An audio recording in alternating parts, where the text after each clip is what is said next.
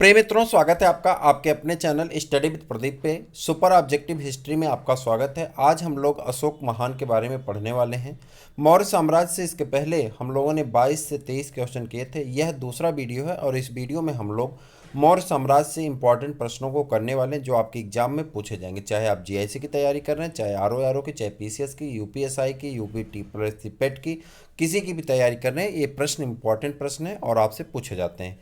चलिए स्टार्ट करते हैं आज का पहला सेशन का पहला प्रश्न। चलिए, किसने सहिष्णुता, उदारता और करुणा के त्रिविध आधार पर राजधर्म की स्थापना की? फिर से देखते हैं, किसने सहिष्णुता, उदारता और करुणा के त्रिविध आधार पर राजधर्म की स्थापना की? अशोक, अकबर, रणजीत सिंह, शिवाजी। चलिए, सहिष्णुता, उदारता और करुणा के त्रिविध आधार पर राजधर्म की स्थापना करने वाले राजा का नाम बताना है। तो नाम कौन है? अशोक महान। कौन है? अशोक महान। चलिए, अशोक ने अपनी प्रजा के विशाल समूह को ध्यान में रखकर ही एक ऐसे व्यवहारिक धर्म की व्यवहारिक धर्म का प्रतिपादन किया जिसका पालन आसानी से सब कर सकें। अशोक का धर्म सदाचार का धर्म था। ये एक ऐसे नैतिक नियम थे जिनका संप्रदाय विशेष से कोई संबंध नहीं था और जो मानवता के कल्याण के लिए घोषित किए गए थे। ठीक, किए गए थे। सहिष्णुता, उदारता तथा करुणा इसके त्रिविध आयाम थे। बात मैं आप कर रहा हूँ अशोक के महान के बारे में। मैंने आपसे हर बार कहा है कि प्रश्न का जो हमारा शेड्यूल है वो R×R है। आर स्क्वायर या R×R के फार्मूले पे हम लोग क्वेश्चन करते हैं। रिपीटेड प्रश्न, रिलेटेड प्रश्न, आपके हर एग्जाम में 70% प्रश्न रिपीटेड प्रश्न पूछे जाते हैं, 60 से 70%।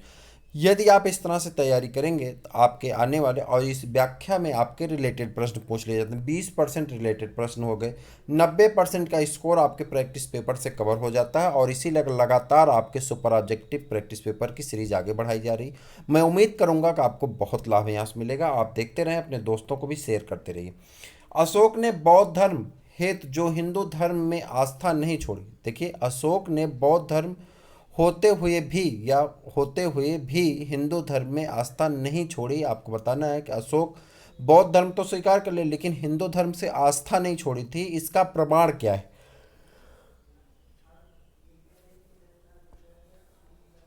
जल्दी बताइए, प्रमाण क्या है? देव नाम प्री की उपाधि। इसका प्रमाण प्रमाण क्या है? देव नाम प्री की उपाधि। देखिए, अशोक 269 ईस्वी पूर्व में लगभग 269 ईस्वी पूर्व के लगभग मगध के राज सिंहासन पर बैठा। एक प्रश्न तो यहीं से पूछ लिया जाता कि अशोक कहाँ का राजा था? तो अशोक मगध का राजा था। किस साम्राज्य में था? मौर्य साम्राज्य में था। ठीक, कब गद्दी पर बैठा? 269 ईसा पूर्व में बैठा। तो दो प्रश्न तो आपके यहीं पे, राज सिंहासन पर बैठा। उसके अभिलेखों में सर्वत्र उसे देव नामप्री, उसका नाम क्या रखा गया था? देव नामप्री। उसके अभिलेखों में रखा गया देव नामप्री या देवाना प्रियदस कहा गया है, जिसका अर्थ है देवताओं का प्रिय या देखने में सुंदर। इससे उसके हिंदू धर्म में आस्था के संकेत मिलते हैं। जिससे उसके हिंदू धर्म में आस्था के क्या मिलते हैं? संकेत मिलते हैं। चलिए, निम्नलिखित में से किस स्रोत में अशोक के राज्यकाल में तृतीय बौद्ध समित होने का उल्लेख मिलता है? फिर से देखते हैं, निम्नलिखित में से किस स्रोत में अशोक के राज्यकाल में तृतीय बौद्ध समित होने का उल्लेख मिलता है? आपको बताना, अशोक के अभिलेख में, दीप वंश में, महावंश में, दिव्य उदान वंश में। आपको बताना है कि इसमें किसमें जो है अशोक के राज्यकाल में तृतीय बौद्ध समित होने का उल्लेख मिलता है। आपको इसका आंसर करना है। यहाँ पे आपके तृतीय बौद्ध संगीत का संकेत मिलता है। इससे आपके कूट में आंसर देना, कौन कौन से कूट आपके सही हैं। अशोक के अभिलेख में, दीप वंश में, महावंश में, तो ये दो दो ऐसी जगह है जहाँ पे अशोक के तृतीय बौद्ध संगीत समित होने का उल्लेख मिलता है, दीप वंश में और महावंश में। कहाँ पे? दीप वंश में और महावंश में। ऑप्शन नंबर बी आपका क्या हो जाएगा? सही आंसर हो जाएगा। चलिए, सिंगली अनुश्रुतियों दीप वंश और महावंश के अनुसार अशोक के राज्यकाल में पाटलिपुत्र में बौद्ध धर्म की तृतीय संगीत हुई। इसकी अध्यक्षता मोगलीपुत्तिस्त नामक प्रसिद्ध बौद्ध भिक्षु ने की थी। ठीक, चलिए, अशोक के शासनकाल में बौद्ध सभा किस नगर में आयोजित की गई थी? प्रश्न पूछा जा रहा है कि अशोक के शासनकाल में बौद्ध सभा किस नगर में आयोजित की गई थी। ये बौद्ध धर्म का भी प्रश्न है और अशोक से भी प्रश्न है। अशोक के शासनकाल में किस नगर में आयोजित की गई थी? जल्दी से बताइए, बौद्ध सभा किस नगर में? तो आका अक आपने याद किया होगा, तो अशोक के समय में कहाँ पे था? पाटलिपुत्र में। कहाँ पे? पाटलिपुत्र में। कहाँ पे? पाटलिपुत्र में। चलिए, निम्नलिखित मौर्य साम्राज्य बौद्ध धर्म के अनुयायी थे। निम्नलिखित मौर्य शासक या मौर्य साम्राज्य के शासक बौद्ध धर्म के अनुयायी थे। निम्नलिखित में कौन मौर्य शासक ऐसे थे जो बौद्ध धर्म के अनुयायी थे? आपको बताना है। चंद्रगुप्त हैं, अशोक हैं, बिंदुसार हैं, दशरथ हैं। अब इन चारों में से बताना है कौन दो ऐसे हैं जो क्या थे? बौद्ध धर्म के अनुयायी थे। जल्दी आंसर करिए। अशोक और दशरथ, ये दोनों बौद्ध धर्म के अनुयायी थे। अशोक और दशरथ, ऑप्शन नंबर डी आपका क्या है? करेक्ट आंसर है। चलिए आगे बढ़ जाते हैं। मौर्य शासकों अशोक और उसका पौत्र दशरथ बौद्ध धर्म के अनुयायी थे। दशरथ भी अशोक की तरह देवनामप्री की उपाधि धारण करता था। रज्जुक थे। रज्जुक कौन थे? रज्जुक कौन थे ये बताना। रज्जुक कौन थे? मौर्य साम्राज्य शासन के या मौर्य साम्राज्य शासन के क्या थे? अधिकारी थे। रज्जुक कौन थे? मौर्य शासन काल में अधिकारी थे। रज्जुक क्या थे? मौर्य शासन काल में अधिकारी थे। अशोक के अभिलेखों में रज्जुक नामक अधिकारी का उल्लेख मिलता है। अपने चौथे स्तंभ लेख में अशोक रज्जुकों में पूर्ण विश्वास प्रकट करते हुए कहते हैं, जिस प्रकार माता पिता योग धात्री के हाथों में बच्चे को सौंपकर अस्वस्थ हो जाते हैं, उसी प्रकार मैंने ग्रामीण जनता के सुख के लिए रज्जुकों की नियुक्ति की। ग्रामीण जनता के सुख के लिए रज्जुकों की नियुक्ति की है। रज्जुकों की स्थिति आधुनिक जिलाधिकारी जैसी थी। आधुनिक जिलाधिकारी डीएम जैसी थी रज्जुकों की स्थिति। ठीक, उसे राजस्व और न्याय दोनों क्षेत्रों में अधिकार प्राप्त थे। सार्थवाह किसे कहते थे? सार्थवाह किसे कहते थे आपको बताना। सार्थवाह किसे कहते थे? आपसे प्रश्न पूछा गया है कि सार्थवाह किसे कहते थे। ये प्रश्न का आंसर आपको करना है। सार्थवाह किसे कहते थे? आप कहेंगे व्यापारियों के काफिले को। किसको कहते थे? व्यापारियों के काफिले को। किसको कहते थे? व्यापारियों के काफिले को। मौर्य काल में व्यापारिक काफिलों को सार्थवाह की संज्ञा दी गई थी। इसका उल्लेख कौटिल्यकृत अर्थशास्त्र से भी प्राप्त होता है। मौर्य काल में व्यापारिक काफिलों को सार्थवाह की संज्ञा दी गई थी। इसका उल्लेख कौटिल्यकृत अर्थशास्त्र में भी प्राप्त होता है। निम्नलिखित में से कौन सा अधिकारी मौर्य प्रशासन का भाग नहीं था? निम्नलिखित में से कौन सा अधिकारी मौर्य प्रशासन का भाग नहीं था? ये आपको बताना कौन सा ऐसा है जो मौर्य प्रशासन का भाग नहीं था। आपको इसका आंसर करना है।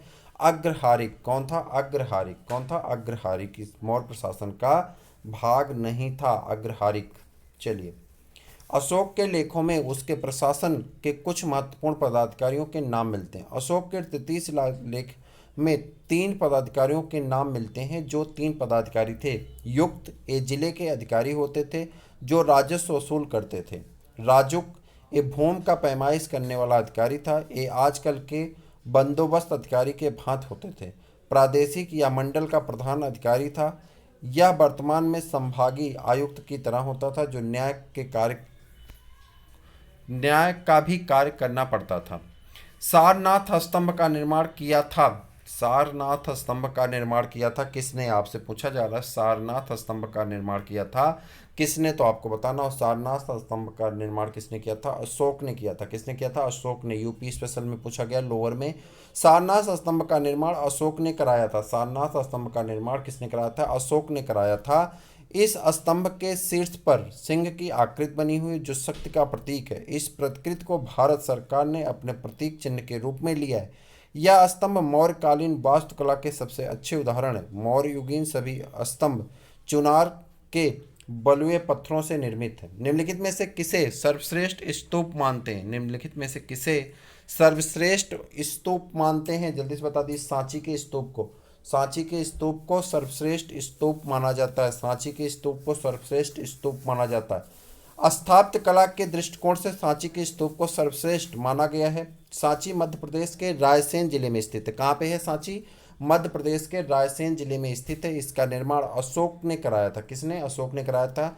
इस स्तूप का प्रारंभिक काल 3री शताब्दी ईसा पूर्व था, अतः विकल्प सही उत्तर है सी। जबकि भरहुत का स्तूप मध्य प्रदेश के सतना जिले में स्थित है, जिसकी तिथि 2री शताब्दी ईस्वी पूर्व के लगभग है। सांची तथा भरहुत के स्तूपों की खोज अलेक्जेंडर कनिंघम ने की थी। किसने की थी? अलेक्जेंडर कनिंघम ने की थी। सांची की स्तूपों की खोज किसने की थी? अलेक्जेंडर कनिंघम ने की थी। अमरावती का स्तूप आंध्र प्रदेश के गुंटूर जिले में कृष्णा नदी के दाहिने तट पर स्थित है। कर्नल कालिंग मैकेंजी ने 1797 में इस स्तूप का पता लगाया था। सारनाथ का धमेक स्तूप गुप्तकालीन है, जो बिना आधार के समतल भूमि पर बनाया गया है। सारनाथ का धमेक स्तूप गुप्तकालीन है, जो बिना आधार के समतल भूमि पे बनाया गया है। याद रखिएगा, जो बिना आधार के समतल भूमि पे बनाया गया है। चलिए, सांची का स्तूप किस शासक ने बनवाया था? आपको बताना, सांची का स्तूप किस शासक ने बनवाया था? अशोक ने। किस शासक ने? अशोक ने। सांची का स्तूप किसने बनवाया था? सांची का स्तूप किसने बनवाया था? अशोक ने बनवाया था। सांची का स्तूप किसने बनवाया था? अशोक ने। बहुत इंपॉर्टेंट क्वेश्चन है, कई बार पूछा गया है। सूची 1 को सूची 2 से सुमेलित कीजिए तथा नीचे दिए गए कोट का सही उत्तर बताइए। यहाँ पे आ जाइए डायरेक्ट। यहाँ पे देखिए दिए गए स्थान में उनके संबंधित स्मारकों का सुमेलन निम्न पूर्व: कौशाम्बी, घोषित राम मठ, कुशीनगर, रानाभर स्तूप, सारनाथ धमेक स्तूप, श्रावस्ती सहेत महेत स्तूप। ठीक। अशोक के शिलालेख में प्रयुक्त भाषा है। अशोक के शिलालेख में प्रयुक्त भाषा कौन है? प्राकृतिक भाषा। कौन सी भाषा है? अशोक के शिलालेख में प्रयुक्त भाषा कौन सी है? प्राकृतिक भाषा है। अशोक का इतिहास हमें मुख्यतः उसके अभिलेखों से ही ज्ञात होता है। उसके अभिलेखों का विभाजन 3 वर्गों में किया जाता है: एक शिलालेख, दूसरा स्तंभ लेख, तीसरा गुहा लेख। शिलालेखों की संख्या 14 भिन्न लेखों का एक समूह है, जो 8 भिन्न भिन्न स्थानों से प्राप्त किए गए हैं। ये स्थान है शाहबाजगढ़ी, मानसेहरा, कालसी, गिरनार, धौली, जौगढ़, एर्नाकुंडी, सोपारा। अशोक के अधिकांश अभिलेख प्राकृतिक भाषा एवं ब्राह्मी लिपि में लिखे गए हैं। केवल 2 अभिलेख शाहबाजगढ़ी और मानसेहरा की लिपि ब्राह्मी ना होकर खरोष्टी है। तक्षशिला से आर्मेयिक लिपि में लिखा गया एक भग्न अभिलेख सरेकुना नामक स्थान से यूनानी तथा आर्मेयिक लिपियों से लिया गया द्विभाषी यूनानी और सीरियन भाषा अभिलेखी और लंघमान नामक स्थान से आर्मेयिक लिपि में लिया गया एक अशोक का अभिलेख प्राप्त हुआ है।